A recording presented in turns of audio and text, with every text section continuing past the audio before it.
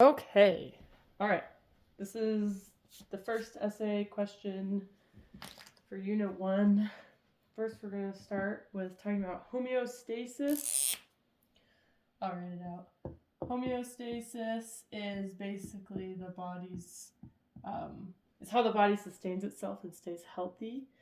So, and it also, I think of it as a way your body can adapt. Some people will move to a colder climate or a hotter climate, and their body can adapt to those changes. Or when you start working out or running or doing other demanding physical things, your body can adapt to that. And that's kind of how I think of homeostasis, but really it's how the body sustains itself and stays healthy. There are these things called feedback loops. There's positive and negative. And positive, even though the name is positive, it's really bad. Usually positive feedback is not a good thing. Let's see here, how do I say this? It amplifies the signal. It doesn't necessarily fix the problem. It just amplifies the signal. So one example would be giving birth. How that works is that the mother will start having contractions when she's ready to have her baby, and having those contractions, positive feedback enhances that signal so that there's more contractions happening so that the baby can be born. That's technically a good thing, but like under normal circumstances, like women don't just have normal contractions like that powerful, because they might not always be having a baby, and so that would be really bad to be having that always. But in this case, in having birth, it's a good thing. Negative feedback is usually a good thing. It takes how do I say this? It brings you back to the set point and it fixes the problem. So we can draw a graph like this.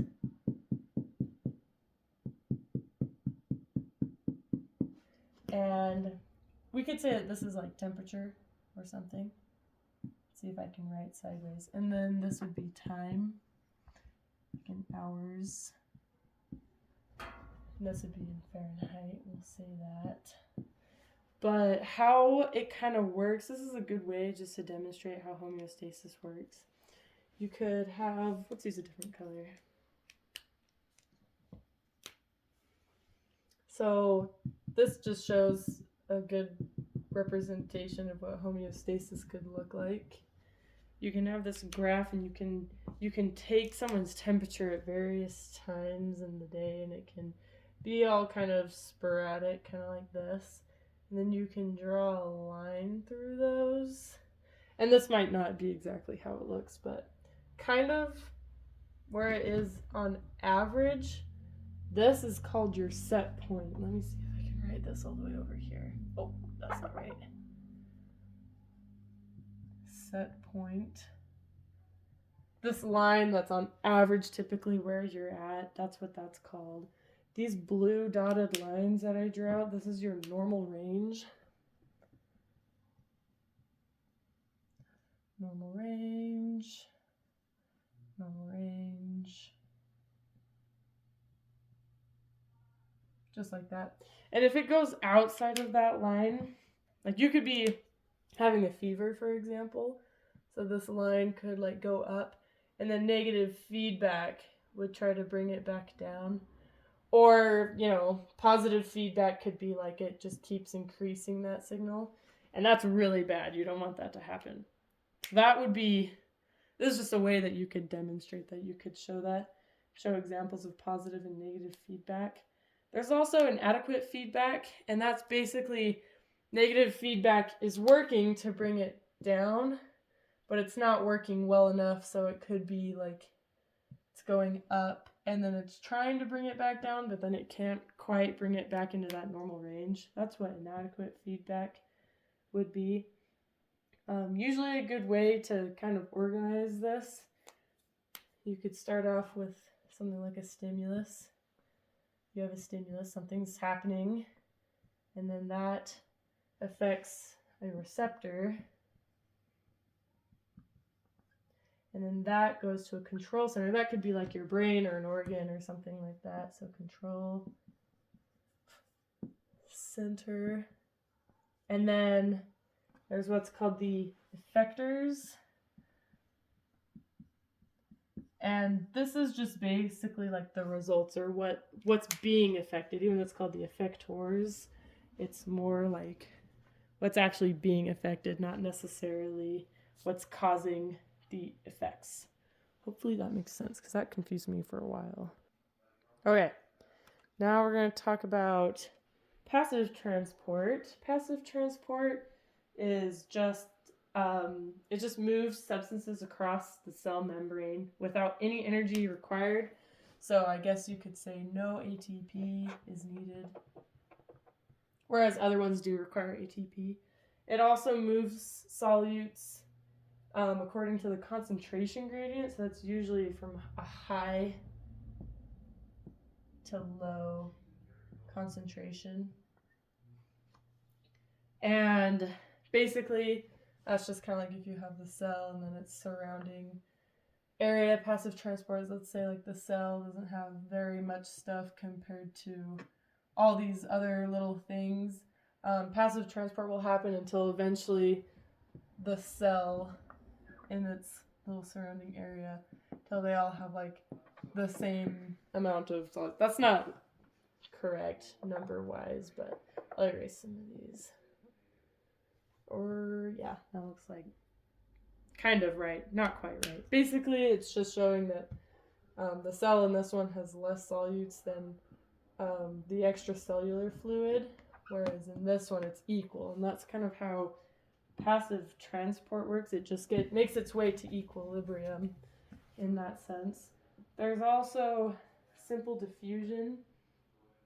That's where substances can pass through the cell membrane without a membrane protein. Other ones do require membrane protein. These substances are usually hydrophobic, and that includes like carbon dioxide or what else? Or like oxygen, O2. Both of these are hydrophobic and would be in simple diffusion. And there's also facilitated diffusion. This does need a membrane protein. Needs membrane protein. Oh my heavens, this is a lot to write. That needs a membrane protein, but it also does not require ATP. Just like passive transport and simple diffusion does not need ATP. And both of these also move things from a high to low concentration as well. Both simple and facilitated both do that, high to low concentration. And now we're going to talk about protein channels. So we're going to move on to that. Okay, so now we're going to talk about some protein channels. So we have voltage, ligand, and mechanically gated channels, and they're all a little bit different. Let's see here. So voltage gated channels are usually in neuron and muscle cells. So here we're going to draw a little picture of one of them. They're kind of weird looking, but we're going to make it work. So let's say this is the cell bilayer. Is these two little lines I'm drawing out here. And then this is the protein channel, is these two bigger circles. And let's see here if I can draw this right. There's this little spring right here. And then there's this little door right here. That's kind of connected to the spring. And then there's this little ball and a tether right there. Not quite the right size, but it just gives us the right idea. So the spring has a lot of these little positive charges on it. And then the outside of the cell has all of these bunches of little positive charges all along it. Like that. And then on the inside of the cell there's all these negative charges. So the spring is repelled by all the positive charges on the outside of the cell, and that causes it, when the spring is pushed downwards like this, when it's pushed downwards, it causes this door right here to be shut. So nothing is getting in, nothing's going out. So we have all of our little solutes and all this stuff, and then we have some stuff inside the cell too. But nothing's getting inside because that gate is shut. So then what happens, we're going to erase ligand mechanically. We'll talk about those in a minute. But what happens next, I'm going to draw it a little bit smaller just so we can fit our drawings in here. We can say that if both the outside of the cell and the inside of the cell have less positive and negative charges, then the spring that's connected to that door can move upwards, and it kind of pulls that door open like that, and then the little ball and tether thing that we've got going on here will be open. This happens pretty quickly, but during this, a whole bunch of our little solutes can make their way through, whether that's going in or out of the cell, and everything can kind of like move around wherever it wants to go, wherever it needs to go. So it goes from here to here. And then finally what can happen is, to keep that all shut, we have this over here. That spring is still pushed up to the top and that door is still open, but this ball and tether is going to swing over and it's going to plug that up. It's going to close it so that nothing can get through or in and out anymore. But it'll kind of look something like that. And that's kind of how that works, which is really interesting. Kind of weird, but it's kind of cool. So now we'll talk about ligand-gated channels. Ligand-gated channels are a bit more like a pore, and they're a little bit easier to draw, thank goodness. But we can draw it kind of like this. This is the protein. This shut, so everything's kind of over here, wanting to get in and out, but it can't. So ligand-gated channels open when a particular ligand binds to a very specific binding site on the channel itself. So there will be like a little spot somewhere here that maybe that these little ligands can come down and bind to. And when they bind to these spots, see here, this one's bound, this one's going to bind.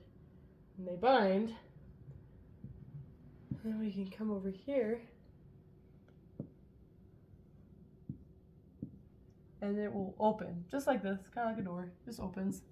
And then everything can rush in or rush out, wherever things are needing to go, depending on the charge or whatever. And those ligands are still bound to wherever they like to go, or they can go. It's not just any ligand, it's not just any spot on that. It's very specific, it's very particular. Probably depending on the type of cell or whatever it is. But those open up, and this could be an example of neurotransmitters, or sodium or potassium can go through those. So a little bit more simple than voltage-gated channels. Okay, mechanically gated channels open due to pressure, touch, or a change in temperature. And so ion flow depends on the chemical or electrical gradient, or the driving force is what that's also called. We'll draw a picture of this. So we have this, here's our bilayer cell. This marker is not doing so hot. So it goes like that. And then there's this little door, there's this little one right here. That's preventing everything from going in or out, right? So here's all of our little solutes that we might have. They're hanging out. And when pressure, so like if you were to touch your skin or apply pressure or anything, or stretch your skin, that could cause these to open, which is really crazy to think about. So we'll draw another one with it open. But basically that little door is going to open up like that. right? And then this allows everything to rush in. All of our solutes are going where they want to go. Just like that. Everything's rushing in, going where it wants to go. And that's kind of as crazy as that one gets. It's nothing too complicated. But yeah, change in temperature can also cause this.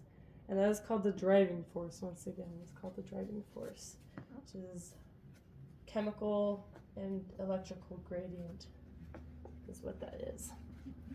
So there's that. And the next thing we're going to talk about is active diffusion or active transport. We're going to use a different marker because this green one is dying. So we'll just say active transport. How about that? Active transport. So active transport moves solutes against its concentration gradient, and it requires ATP. It needs ATP, and it goes against, what did I say? Concentration gradient. I almost said gradient concentration. I'm just going to abbreviate concentration gradient.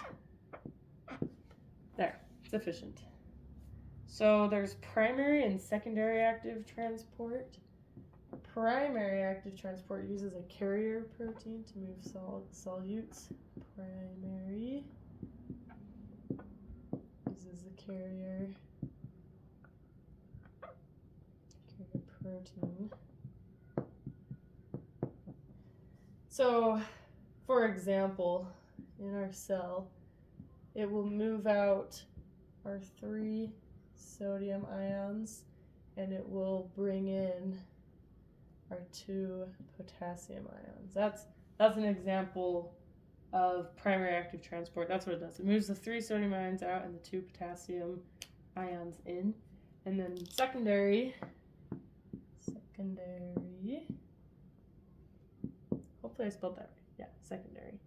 Secondary active transport does not use ATP, or at least it doesn't use it directly, because the carrier protein for primary needs the ATP in order to move things where they don't want to go, because usually this is not what's really happening. But that protein, that carrier protein, needs that ATP. For the secondary, doesn't really need ATP. It's going to go like that. Doesn't really need ATP. Instead, what it does is it uses the energy stored in concentration gradients to move solutes. So the little transport protein, we're going to make him a little square. Kind of, sort of a little square. A little ugly square. But what it does is that it binds to the solute that we want. We're going to use blue. Binds to our solute, whatever it might be. Here's our solute. And they're bound together. And then it also binds to sodium. We're going to make sodium green. We're just going to make it a little triangle. Binds to sodium, and wherever the sodium is going, it can move it into or out of the cell, whatever it's trying to do. Another thing that was in our book, if it's moving it into the cell, it's called symport. And if it's moving out of the cell, it's antiport. So those are some words to describe where solutes are being moved with secondary active transport. Okay. The last thing we're going to be talking about, I keep scooting this around too much. The last thing we're going to be talking about is osmolarity. And osmolarity is the number of moles of particles per liters of solution. So number of moles of particles per liters of solution. That's the math way of saying that. You could also say it's just the concentration of particles or the total number of solute particles in a solution. There's different ways to describe that. But osmolarity sounds a lot like molarity. Kind of the difference of this, so osmolarity, so it says the number of moles of particles per solution, so we'll draw a picture of this, kind of how to describe that. This is a good example in the book. So here's our little tub of water. This is our tub of water. And if we drop in some sodium chloride into the water, then it's going to separate, and we're just going to have sodium and then our chlorine over here, right? And they're gonna separate. So basically this is that we have 1 molar solution of sodium chloride, but then we have a 2 osmolar solution, let's get right, solution of sodium chloride.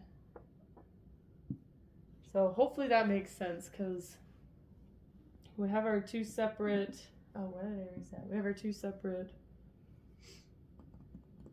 so the 1 molar solution of sodium chloride is because we have 1 mole of sodium chloride, but in the water we have 2 separate things of sodium and our chlorine, and that's how you can kind of interpret it. As I think of osmolar as kind of being in water, whereas sodium chloride I think is more just like chemistry. It's just the thing we have, sodium chloride.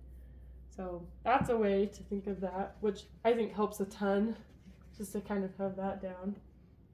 There's also tonicity. And tonicity describes how a solution affects the cell volume. So it has to do with the cell directly, and we can observe that.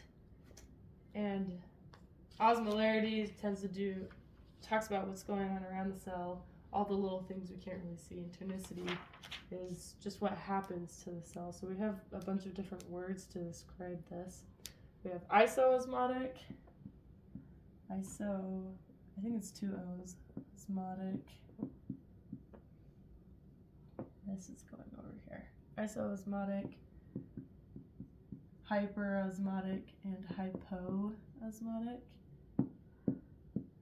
And isoosmotic means that both solutions are the same number of particles.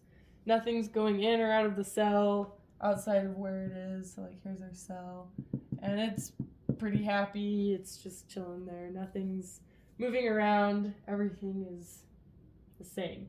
Hyperosmotic means one solution has a higher concentration of particles. So it could be something like this, where there's more going on, or a lot more. That could be hyperosmotic.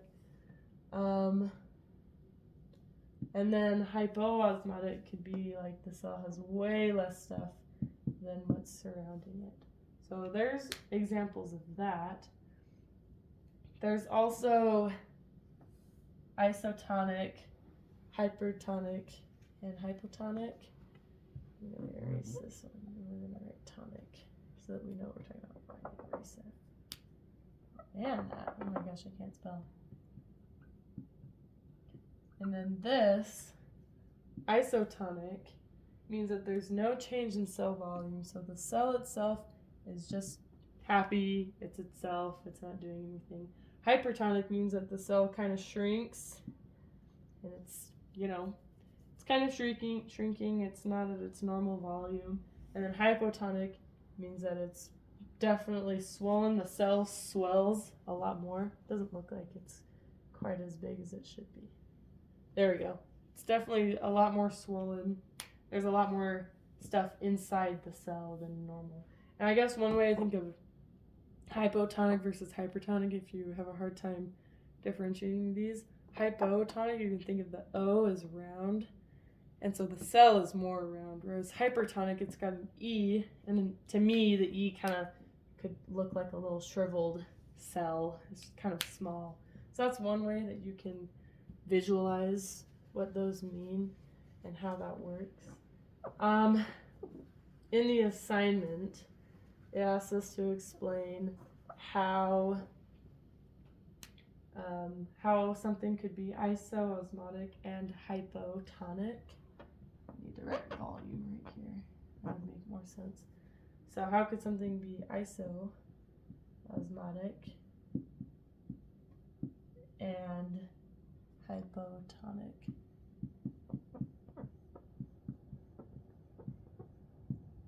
Kind of how this works. We talk about dextrose and saline in cells, like IV bags and stuff. 0.9 saline is normal. That'll bring that's just like the baseline regular amount that you would give to someone. 5% dextrose is also like just the same amount, kind of the same thing, that like the baseline what you would give. Those are typically what you use a lot of the times. So if a cell's going to be isoosmotic and hypotonic, you would have 5% dextrose, and that would cause it to be isoosmotic because dextrose gets metabolized. It doesn't really change a whole lot. But when dextrose, we'll go like this. We'll just say it's sugar. Actually, no, we are going to say dextrose. I don't want to say sugar. I changed my mind. We have dextrose. Doesn't really change any of the osmolarity, but when it goes into the cell, water is also going to go into the cell, likes to follow that dextrose. Will go in there, and that will cause the cell to swell. It'll get really, really, really big. Again, I'm not very good at drawing. And that's how the cell will become hypotonic. So that's how it can be isoosmotic, having the same molarity inside and outside the cell.